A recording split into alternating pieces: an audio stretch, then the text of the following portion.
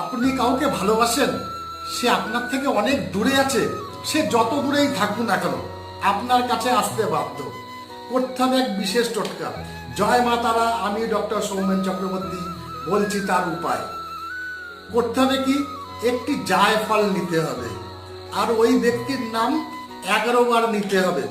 প্রথমে ওই জায়ফলটিকে আপনি আপনার হাতের মুঠোর মধ্যে রাখুন। হাতের মুঠোর মধ্যে রেখে ওই ব্যক্তির নাম 3 বার নেবেন। 3 বার নিয়ে ওই জায়ফলের উপর 3 বার ফু দিন। ফু দিয়ে ওই জায়ফলটিকে একটি প্রদীপের মধ্যে রাখুন। আর ওই প্রদীপটা যেন অবশ্যই ঘি দিয়ে পূর্ণ থাকে। তারপরে ওই প্রদীপটাকে আপনি জ্বালিয়ে দিন। এই কাজটা আপনি সকাল, দুপুর, সন্ধে যখন ইচ্ছা করতে পারেন, কোনো সমস্যা নেই।